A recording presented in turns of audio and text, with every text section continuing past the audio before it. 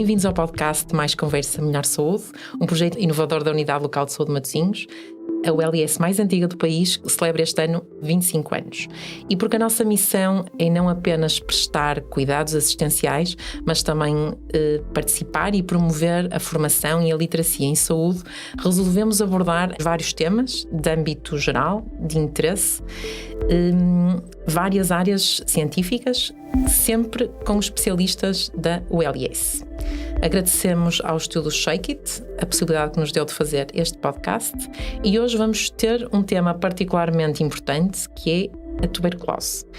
E para nos falar da tuberculose vamos ter duas convidadas, a Bárbara Seabra, que é pneumologista da ULS e é coordenadora do CDP, o Centro Diagnóstico Pneumológico, e Manuela, que é enfermeira, responsável também do CDP, Manuela Teixeira, responsável do CDP, que nos vão ajudar a desmistificar uma série de conceitos e a aprofundar outros relativamente a esta questão da tuberculose. E eu, com certeza, começava por ti, Bárbara.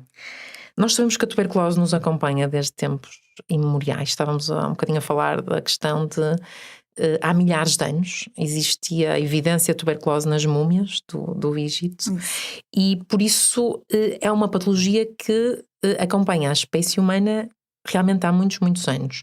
Tu queres nos explicar o que é que causa a tuberculose? Ora bem, bom dia antes de mais, ou boa tarde, obrigada por este convite. A tuberculose é uma doença infecciosa provocada por um agente que se chama Mycobacterium tuberculosis, ou bacilo de Koch, há quem conheça este termo mais genérico, que é uma bactéria com características muito particulares que provoca uma infecção a nível do organismo humano, não só o organismo humano, mas o organismo humano predominantemente, que atinge vários órgãos, sendo o pulmão o órgão mais atingido.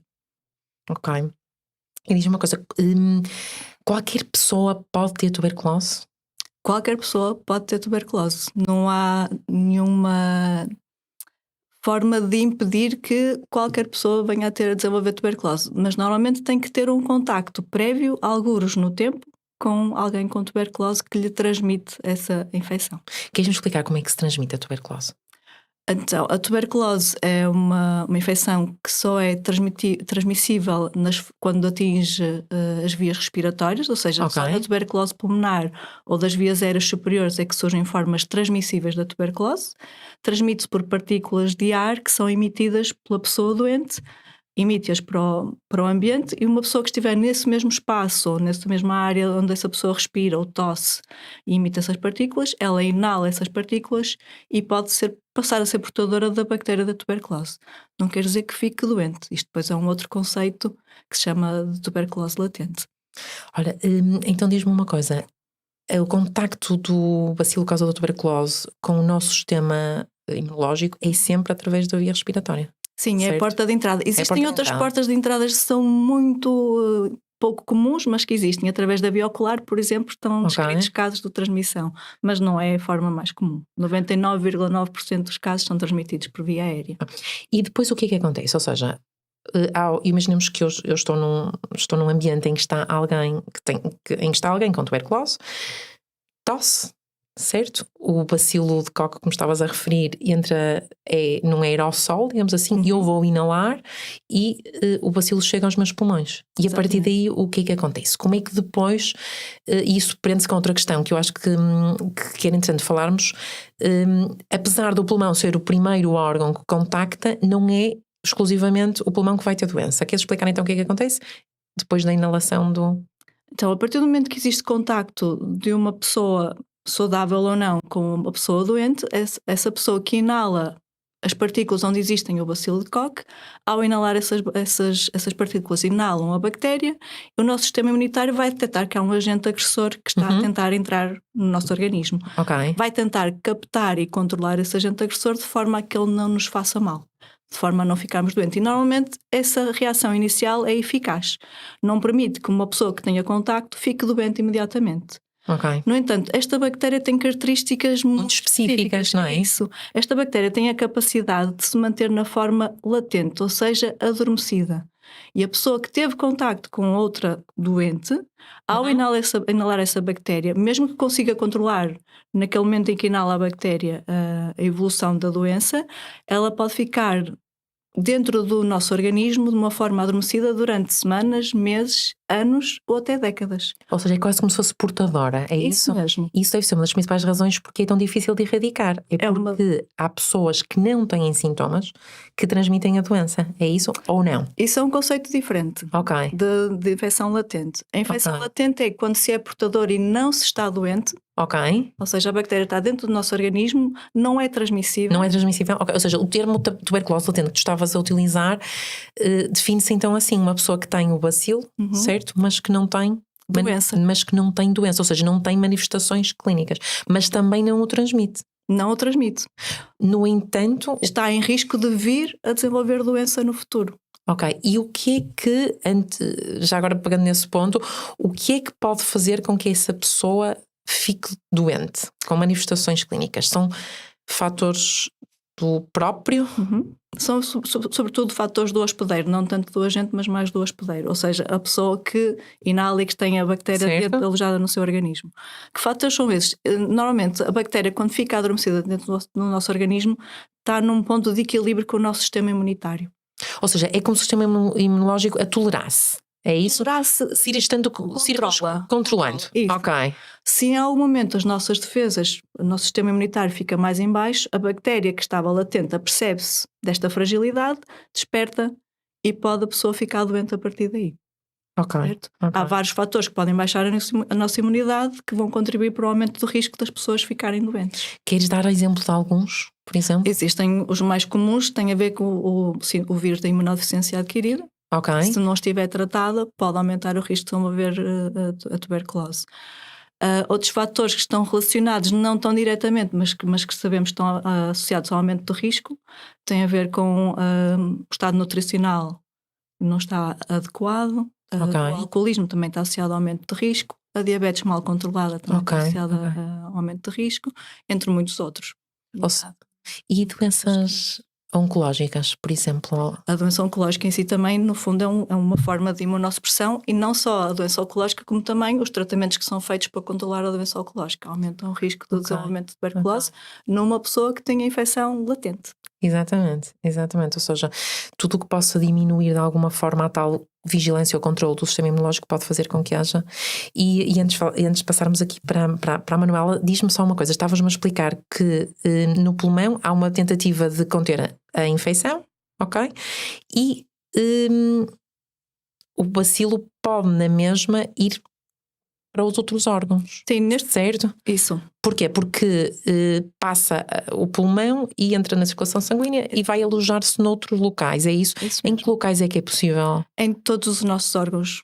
O bacilo pode ficar alojado na forma adormecida em qualquer um dos nossos órgãos, desde a pele, ao olho, aos gânglios, ao fígado, ao rim, aos pulmões, que são os mais comuns. Qualquer órgão pode ser atingido pela tuberculose. Ok, e pode ficar nesse tal estado latente em qualquer órgão? Sim, nós não sabemos a localização exata onde está a bactéria adormecida, mas sabemos que quando ela desperta pode se manifestar em qualquer órgão, portanto assumimos que ela se calhar está na forma latente em praticamente qualquer parte do organismo. Ok, muito bem.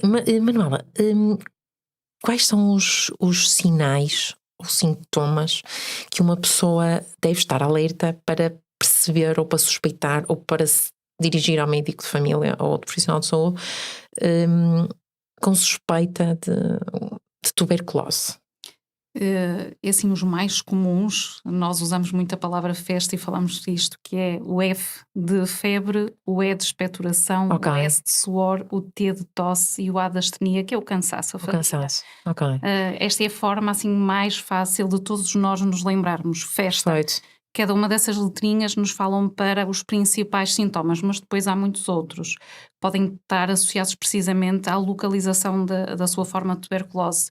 Se for no trato urinário, por exemplo, pode ter queixas muito parecidas com uma infecção urinária, não é? Aquela poliquiúria, que é ir urinar muitas vezes, disúria, que é a dor enquanto urina. Pode ter também. Depois pode ser muito florido, ou seja, de acordo com a localização, pode ter queixas diferentes. Mas antes de passar para esses sinais mais específicos, eu queria fazer algumas perguntas das tais do festa que estava a referir. A febre, queres-me explicar um bocadinho melhor? A febre é uma febre alta, é uma febre baixa, é uma febre que dura muito tempo, pouco tempo?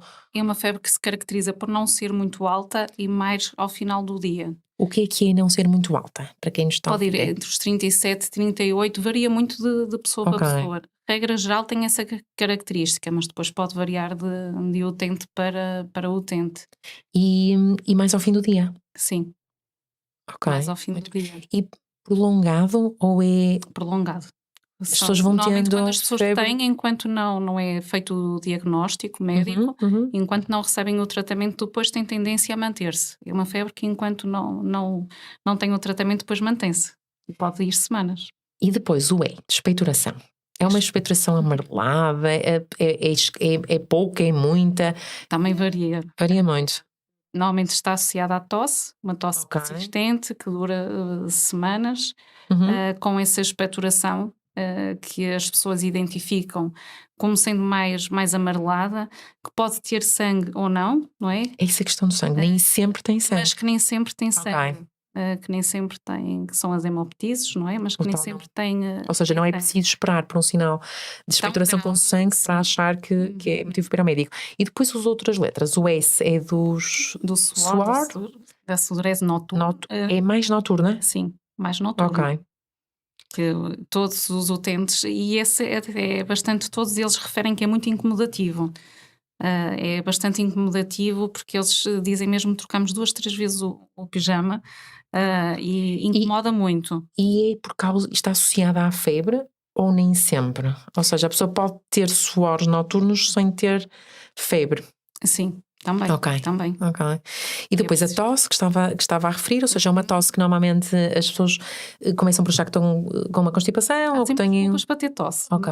E isso dificulta o diagnóstico médico e muitas vezes é o que conduz ao atraso. Ou seja, é porque sou fumador. Acham que a tosse existe porque sou fumador, porque tenho uma asma, porque tenho uma bronquite, porque não há assim tanta tuberculose em Portugal, não é? Felizmente os números foram gradualmente baixando, ainda que sejamos dos países da Europa com maior taxa de incidência, e então há sempre desculpa para a tosse. Ou é a bronquite que não está controlada, é a asma, ou seja, acaba porque sou fumador. Sim, e as pessoas pensam na tuberculose muito profissionalista. Nunca pensam na tuberculose. E o A da astenia e de cansaço ainda mais inespecífico. Normalmente associado à perda de peso. É uma perda de peso e ao cansaço mesmo, é essa fadiga de não conseguirem fazer nada. Ainda não fiz nada, mas já estou cansado. É um cansaço assim que as pessoas verbalizam. Era isso que eu ia perguntar, como é que as pessoas verbalizam? É essa a dificuldade? É esse cansaço. Enfermeira, eu acordo de manhã já cansado. Eu não tenho energia para fazer nada. Falta de energia.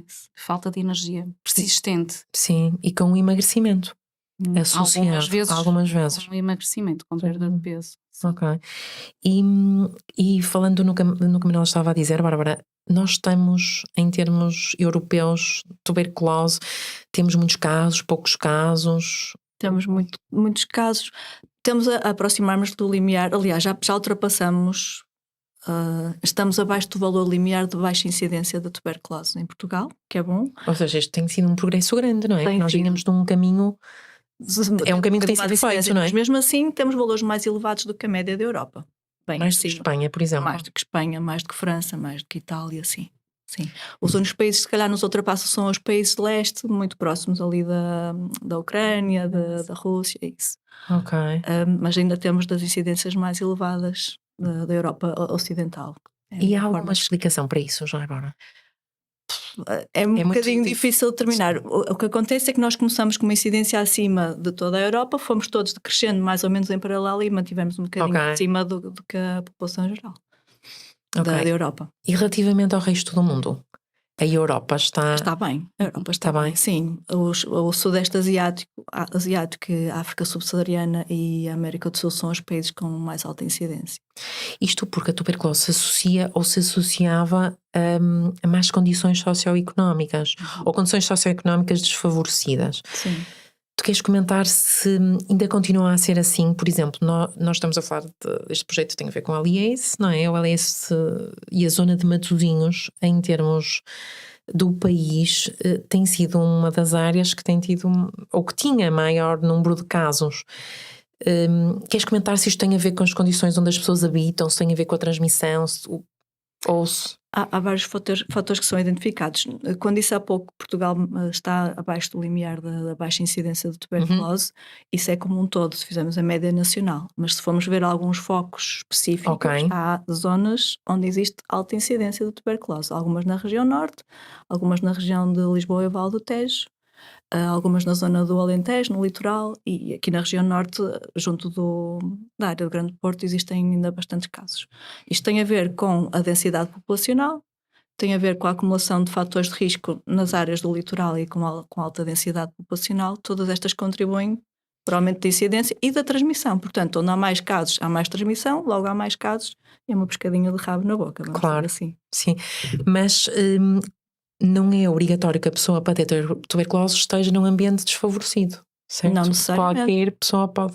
Há uma expressão, se calhar vou dizer vou deixar a enfermeira Manuela dizer a expressão que ela usa muito de não, eu posso dizer que a tuberculose é muito democrática e de facto atinge qualquer um de nós, basta que o nosso sistema imunitário esteja debilitado porque é uma doença oportunista.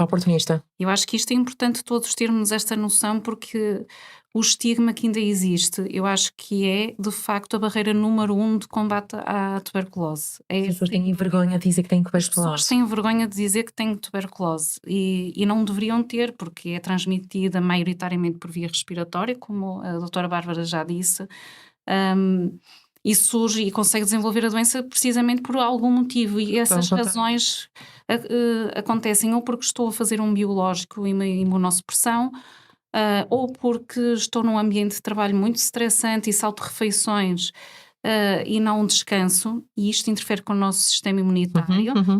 Se temos pessoas que se alimentam mal porque têm carência económica, temos outras que também é porque devido ao seu ambiente de trabalho, e tudo isto interfere no sistema imunitário. Então ela tem preferência por todos nós. Ela está ali à espreita, à espera que a gente lhe dê oportunidade para desenvolver. Eu acho que isto é muito importante passar esta mensagem, porque senão agarramos só os grupos de risco, que são importantes. Então, um estereótipo não tem sentido. Profissionais é importante termos atenção a esses grupos, intervir junto desses grupos, mas nós sabemos que surge em qualquer um de nós e poderá surgir, e nós temos atualmente utentes que têm o seu emprego, que têm um nível socioeconómico bastante favorável, mas que depois tiveram outras condições que interferiram e que permitiram que a tuberculose surgisse. Isto leva-me também a outra questão. É possível também ter tuberculose em todas as faixas etárias, ou seja, crianças, adultos e idosos. Todas. Nós sabemos que os extremos são mais propícios para... É isso que eu ia perguntar. Há alguma particularidade, por exemplo, nas crianças? Sim, até aos 6 anos as crianças, porque ainda não têm o seu sistema imunitário completamente estruturado de alguma forma. Não é? E nos nossos idosos, porque já sabemos que entram naquela faixa etária em que também surgem mais doenças, como a diabetes, a hipertensão, e também a própria idade faz com que o seu sistema imunitário já apresente algumas fragilidades, mas surgem em qualquer faixa etária. E são mais graves nas crianças, nos extremos, potencialmente mais graves. Sim. E nas crianças, assim, alguma diferença nas manifestações? Tem tendência a ser, poderá ser miliar, não é? E nós sabemos que em algumas crianças pode haver que é disseminada. Exato.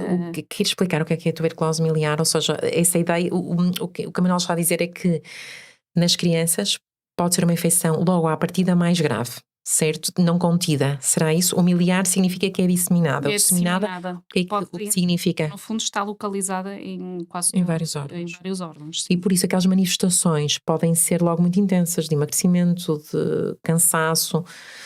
Pode ser uma doença fatal, não é? Pode ser uma doença fatal. Sim. Ou seja, pode ser logo de início, pode ser um início mais súbito ou não? Sim, mas não deixa de ser uma doença indolente, ou seja, não é de um dia para o outro que manifesta a doença. Os sintomas vão surgindo aos pouquinhos, mas um mês é suficiente para ter uma criança internada por causa de uma tuberculose. Talvez uma apatia. Isso não acontece, sim, exato. Ou seja, um atraso no crescimento, perda de peso, ou não evolui como estava, como era normalmente deveria mais expectável, não é? Porque provavelmente as crianças têm mais dificuldade em verbalizar, não é? Por isso deve ser mais os sinais objetivos. São sintomas mais específicos. Exato. E depois passando para o diagnóstico, ou seja, têm um doente que vai ao CDP referenciado. Já agora, como é que chegam os doentes ao vosso CDP? Normalmente é referenciados ou do médico de família, de consultas hospitalares, do serviço de urgência ou até do internamento, nas situações mais graves. Mas eu, se achar que tenho tuberculose, posso ir lá? Pode. Ok, posso aparecer e dizer, olha, eu gostava de fazer uma consulta porque tenho esta suspeita. Ok, sim. Muito bem. E então, chegando um utente ao CDP com suspeita de tuberculose, ou seja, uma suspeita clínica, houve uma história atrás que fez um profissional de saúde ou o próprio, um familiar, alguém que está mais dentro do assunto, chamar a atenção. E o que é que acontece no CDP? Chegando à consulta, normalmente o que tentamos fazer é tentar destrinçar que sintomas é que existem, há quanto tempo é que existem estes sintomas. Vou-me focar se calhar um bocadinho na parte respiratória, que é a mais comum. Posso depois explicar melhor para outro tipo de órgãos atingidos. Tentamos perceber se os tais sintomas que a enfermeira Manuela mencionou, se existem, se estão presentes ou não. Existindo e sendo o quadro sugestivo, sendo uma forma respiratória, fazemos sempre um exame imagiológico, normalmente é um raio-x do tórax, para tentar perceber se há atingimento do pulmão. Havendo alterações sugestivas, avançamos com colheitas de amostras, que são aquelas que nos vão permitir chegar ao diagnóstico. Neste caso, a amostra é uma amostra de expectoração colhida para um copinho pelo utente e depois é entregue para analisar no laboratório. Ok. E depois é feita a análise laboratorial, identifica-se o bacilo de coco, não é? O agente que provoca a tuberculose. E qual é o passo a seguir? Como é que se trata? O tratamento da tuberculose é feito com antibióticos, só que a bactéria da tuberculose implica a utilização de antibióticos muito específicos para a tuberculose. E não só isso, como também o esquema de tratamento tem que ser prolongado.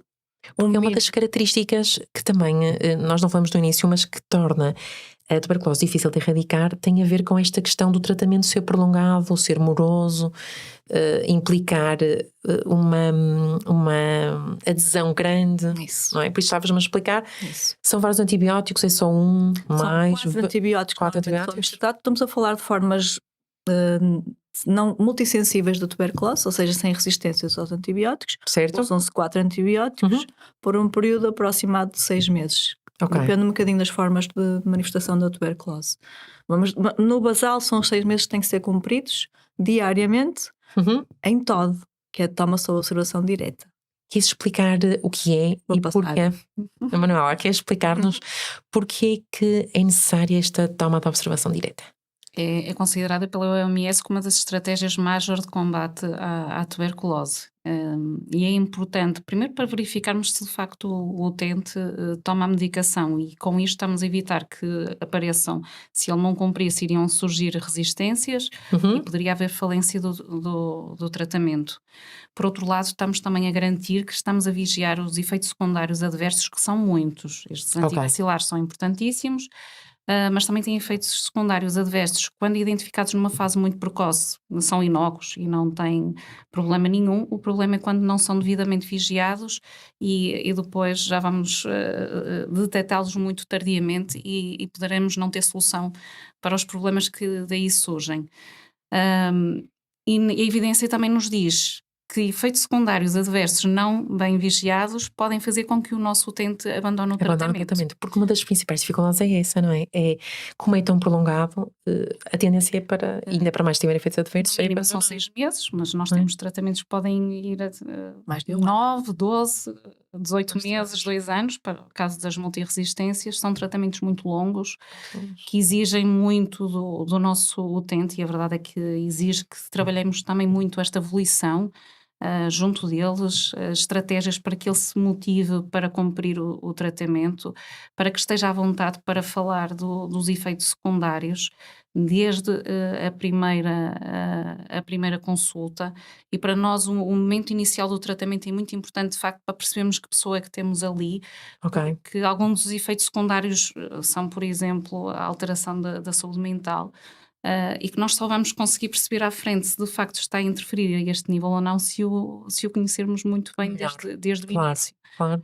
Então a TOD é fundamental e tem todos estes objetivos, e depois nós costumamos dizer que também tem outro objetivo e se calhar passa muito por nós, a equipa de enfermagem, que é identificar outras necessidades que podem ir e desta forma desenvolver um plano que passa por haver uma integração de cuidados, solicitar o serviço social, encaminhar para um CLAIM, que é o nosso Centro Local de Apoio de Integração ao Migrante, porque temos também utentes que ainda não estão com a sua situação regularizada, com a consulta do imigrante em situação irregular, para que possa, por exemplo, completar o seu esquema vacinal, que muitos deles apresentam ainda um esquema vacinal incompleto, ou seja, tentar ver a pessoa que tem tuberculose como um todo, fazer uma avaliação holística e desta forma permitir que ele não pense só na tuberculose, mas sim como um todo, e que é um processo temporário, ainda que longo, será temporário, que vai tratar a sua tuberculose, porque em Portugal é possível tratar a tuberculose, e depois seguir vida. Ok, ou seja, no fundo é aproveitar ali uma janela de oportunidade para tentar também resolver ou ajudar a resolver uma série de outras condicionantes. Sim. E o que acontece se a pessoa não aparecer para fazer a toma assistida, não é? Isto é possível? Em Matosinhos nós temos um protocolo em articulação com a saúde pública, em que após a primeira falta nós agendamos contacto telefónico e presencial. Quando do contacto telefónico tentamos perceber o que é que levou aquela pessoa a faltar, pode ter sido realmente uma situação... Sim, uma situação excepcional. E muitas vezes eles retomam, e o ano passado as situações que tivemos foram realmente situações excepcionais e conseguimos que eles retomassem a TOD. Se não o conseguíssemos, teríamos que acionar a saúde pública, que faz visita domiciliária connosco e depois tentar encaminhar sempre da melhor forma a situação. É importante referir que o tratamento é completamente gratuito. Isso. Certo. Os rastreios também, o tratamento e rastreios. E depois ainda vamos falar um bocadinho do rastreio, mas ainda nesta questão do tratamento, que não há qualquer encargo para o utente e que pronto, sendo a toma vigiada, e depois há esta questão da pessoa tem baixa, digamos assim, incapacidade remunerada a 100%, certo? Hoje ou não? Estamos a rever isto e não é 100%. Não é 100%. É cerca de 80%. 80%, Porque isto, o facto de ter que fazer o tratamento e ter uma toma assistida diária vai implicar provavelmente ou há horários flexíveis ou é preciso ser sempre na mesma altura. É importante que a toma seja feita dentro do mesmo horário, mas há uma flexibilidade. De modo a tentar minimizar a flexibilidade, tentamos flexibilizar tudo. Assegurando sempre o sucesso terapêutico, claro, mas a nível de consultas tentamos ajustar sempre às necessidades dos utentes, quer seja para tratamento, quer seja para rastreio. Porque a pessoa precisa de ficar sem trabalhar durante este tempo todo, Bárbara, ou não? As formas respiratórias são transmissíveis, no período de contagiosidade têm que se manter em isolamento, ou seja, ficam em casa e cumprem o tratamento até deixarem de constituir um risco para a comunidade. A partir daí podem retomar a vida normal, desde que continuem a cumprir o tratamento. E quanto tempo é que medeia normalmente até diminuir esse risco de contagiosidade? 3 meses no mínimo. 3 meses no mínimo. Ou seja, apesar do tratamento ser tão prolongado, não significa que a pessoa esteja, digamos, impedida de trabalhar durante esse tempo todo. E nós tentamos sempre facilitar o processo de reintegração na atividade laboral quando é seguro para o doente e também para a comunidade. Mantendo sempre. E então leva-me a outra questão que a Manuela estava a falar, que é o rastreio. Ou seja, quando há identificado um caso de tuberculose, é importante perceber se os coabitantes ou os conviventes mais próximos estão ou não afetados. Queres-me explicar quando é que se faz isso, como é que se faz isso, como é que decidem quem é que vai ser rastreado ou não? Então, depois de existir um caso de tuberculose transmissível identificado, tentamos perceber primeiro quão transmissível é esta forma de tuberculose. Se for uma forma pulmonar, onde há uma cavitação, as chamadas cavernas antigamente no pulmão, foram formas muito transmissíveis. Queres explicar então a cavitação, uma caverna, o que é, Bárbara? É uma área do pulmão atingido pela tuberculose onde há destruição da estrutura, onde fica um buraco no pulmão, por isso é que se chama uma caverna. E onde os bacilos têm mais direito, há um acesso mais direito também aos brônquios ou não? Não é isso, é onde há o maior volume de aplicação da bactéria, portanto é mais fácil. Mais transmissível, Exatamente. Portanto, nessas formas, basta haver 8 horas de contacto com esse caso de tuberculose para as pessoas terem critério para serem avaliadas no CDP. E passa à fase do rastreio. Quando são formas não tão extensas ou em que não existe aquilo que se chama um exame direto na expectoração, na avaliação no microscópio da amostra de expectoração, onde não haja muitas bactérias visualizáveis, então aí basta haver 40 horas de contacto com a pessoa em questão, cumulativas. Ou seja, se eu tiver 1 hora hoje, 2 horas amanhã, somando-se 10, 40 horas no período de contagiosidade, têm indicação para serem rastreadas essas pessoas. Portanto, não precisam de ser só as pessoas que vivem na mesma habitação. Às vezes são colegas de trabalho, pessoas com quem convivem no café todos os dias para beber. Sim. Não é obrigatório ser só no núcleo naquele familiar. Núcleo mais próximo. Olha, como é que se faz o rastreio? O rastreio passa sempre pela avaliação dos utentes que são identificados. Primeiro tentamos perceber se têm sintomas ou não. Fazemos sempre um raio-x e qual é o objetivo desta avaliação? É perceber se estarão doentes ou não. Portanto, o primeiro passo é excluir que estão doentes, é a nossa prioridade. Ou se estiverem doentes, identificar logo para começar o tratamento e evitar a transmissão depois na comunidade novamente. É excluída a doença, então passamos para a fase de perceber se a bactéria na forma adormecida ou latente está contida no seu organismo. Isso faz através de uma análise ao sangue que se chama o teste IGRA. É bastante simples, é uma colheita normal, mas que tem uma análise específica associada. Serve exatamente para perceber e para fazer essa avaliação do diagnóstico, da tuberculose infecção. Ou infecção latente, exatamente.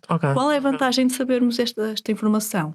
Todas as pessoas que têm infecção latente podem fazer um tratamento preventivo para não adoecerem no futuro. Para reduzir o risco de virem a ficar doentes no futuro. Portanto, cortam a cadeia de transmissão daqui a semanas, meses, anos ou décadas. Ou seja, as pessoas não têm que ter receio, não é?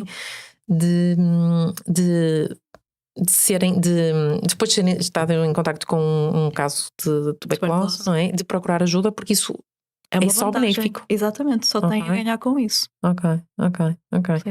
Está bem, muito bem. Manuela, quais são os principais obstáculos e receios dos utentes que recorrem ao CDP? Já vimos que um dos obstáculos era esta questão da terapêutica, certo? E receios? As pessoas costumam, quando falam consigo, exprimir alguma preocupação? Os obstáculos e o estigma. O estigma. Que os outros vão pensar. E isso é muito trabalhado em consulta. Como é que trabalha isso, não é? Porque as pessoas, imaginemos, estão no contexto laboral, dizem a quem, têm direito à confidencialidade, não têm, é dever delas, quem informa. Imaginemos que é uma pessoa que diz, olha, mas eu não quero dizer no meu local de trabalho. Estou a pensar como é que trabalha isso, como é que gera isso. Nunca divulgamos o diagnóstico, independentemente, nunca o fazemos. Mesmo a saúde pública, quando vai fazer os inquéritos epidemiológicos para tentar perceber se há mais contactos para rastrear, para além dos convidantes, tem sempre esse cuidado. O sigilo é sempre prioridade para nós. Mas depois a pessoa sabe que de alguma forma alguém vai descobrir. E cabe-nos a nós tentar trabalhar alguns conceitos junto dessa pessoa para ela perceber que não tem culpa por estar doente. Ou seja, desculpabilizar? Ou seja, desculpabilizar quer dizer que a pessoa não tem responsabilidade pelo que lhe aconteceu, não é? Tirar esse... tirar um bocadinho da culpa. Peso, sim. Dizer que nós não vamos divulgar, porque muitas vezes de facto há esse medo de que o profissional vai divulgar o diagnóstico, não vamos ser nós de certeza, e depois ajudá-la a perceber que afinal aquilo também não tem o peso que imaginam, porque as pessoas ainda acham que se morre de tuberculose em Portugal. É um mito, então, é um dos mitos. E nós tentamos explicar muitas vezes que se cumprirem a terapêutica, com a nossa vigilância, se tiverem à vontade para nos explicar o que vão sentindo, que efeitos secundários é que têm, que é feito, nós temos todo um sistema montado que é bastante seguro fazer a terapêutica, eles estão sempre sob a nossa vigilância e que à partida de nada nos irá escapar, com colheitas regulares. Há toda uma vigilância em que não é preciso haver esse receio de que se vai morrer com a tuberculose. A questão do estigma parece então ser um dos principais obstáculos, não é? A nível mundial, não é só em Portugal. A nível mundial. não é? Porque em termos laborais as pessoas vão ter que comunicar que vão estar ausentes de alguma forma. Tem que comunicar, é uma baixa, tem que comunicar a saúde ocupacional. E depois a saúde ocupacional das instituições. A medicina do trabalho também, à partida, cumpre os critérios de sigilo. É óbvio que depois poderão aperceber-se, mas havendo este trabalho da pessoa perceber que não tem culpa, muitas vezes já nos resolve metade do problema. Explicar-lhes esta dinâmica, eu uso muitas vezes os esquemas, pegar numa folha, explicar-lhe tudo aquilo que tivemos a falar agora. Como é que se faz a transmissão da doença, como é que entra no organismo, como é que se dissemina. Isto parece que não ajuda, mas ajuda muito, porque as pessoas imaginam que é pelo toque, que não vão poder partilhar pratos, não vão poder partilhar. Explicar um bocadinho, isso é verdade, não é verdade? Nós trabalhamos muito também estes conceitos em consulta médica, mas também muito nós aproveitamos o momento da TOD, não é? Da toma observada diretamente, para trabalhar estes conceitos, que são o isolamento social, como é que se faz, e quando há essa necessidade em contexto domiciliário, ajustamos este isolamento social à realidade daquela pessoa e daquela família. Quer dar um exemplo, Manuela? Por exemplo, o isolamento social. Por exemplo, as pessoas, um apartamento só tem um quarto e tem 3 pessoas a viver lá. Como é que nós poderemos fazer de forma a minimizar o contacto, mas ao mesmo tempo sem as deixar muito alarmadas, porque já houve o contacto prévio daquela família com aquela pessoa. Tentar ir mediando essa situação. O isolamento social também para com os outros fora de casa. Também é importante trabalhar isso com eles. Como é que se usa a máscara? Quantas vezes é que tem que trocar? Como é que se coloca mesmo a máscara? Como é que se faz a higiene do ar? Como é que se faz o arejamento da casa? Parecem tudo pormenores. A entrada da luz é importante, não é? Tudo isto é trabalhado com eles em contexto domiciliário, por forma também a tranquilizá-los. Claro. E Bárbara, isto uma questão também que me parece pertinente é a questão de se existe vacina para a tuberculose. Existe uma vacina chamada vacina BCG, quase toda a gente já ouviu falar desta vacina BCG, que antigamente abrangia toda a população e desde 2016 passou só a abranger algumas áreas ou regiões definidas depois localmente, ou populações que tenham fatores de risco que impliquem ser administrada essa vacina nas crianças. A vacina só é administrada a crianças no sentido de protegê-las de formas graves de doença de tuberculose. Ou seja, a vacina não impede que exista a tuberculose, a doença na criança, mas impede que existem as formas graves, as formas fatais, ou que atingem o sistema nervoso central, ou a nível cerebral, ou as formas miliares disseminadas. É isso que a vacina faz. Não tem o papel de evitar a doença a 100%. Isso não o vai fazer. E aqui na região norte, há alguma área em que a vacina seja feita por rotina? Por exemplo, assim, na área de Matosinhos é habitual, ou há freguesias, por exemplo, na região do Porto, em que as pessoas fazem. Porque às vezes os doentes perguntam se. Há diferentes critérios para diferentes regiões. Na zona de Matosinhos não é a freguesia que é utilizada para definir se tem ou não critérios. Em cada um dos centros de saúde onde as crianças são inscritas, estão lá definidos os critérios para serem vacinados. As enfermeiras de família sabem quais são estes critérios. Sempre que avaliam uma criança e avaliam o Plano Nacional de Vacinação, identificam se cumprem os critérios para vacinação ou não. Ou seja, é muito individualizado? Sim. Queres dar algum exemplo de alguns desses critérios só para eu perceber? Sim, tem a ver com a presença ou não de fatores de risco na população envolvente. Por exemplo, se a família é uma família que veio de um país de alta incidência, há uma tem toda a lógica. Os pais poderem ficar doentes ainda quando a criança é pequenina, e se os pais ficarem doentes, a criança vai ficar doente com formas graves. Portanto, por exemplo, essas crianças vão ter indicação para ser vacinadas. Mesmo que vivam num sítio onde não há tuberculose. Perfeito. Ou seja, mais uma razão para as pessoas estarem dentro do tema, não é? Isso. E no fundo, consultar um enfermeiro de família que vai definir. É um enfermeiro de família, E dar a informação toda que lhes é solicitada, porque às vezes há coisas que são perguntadas, mas não há uma resposta clara e que pode fazer com que não seja dada a vacina a uma criança que tem critério para a fazer. Muito bem.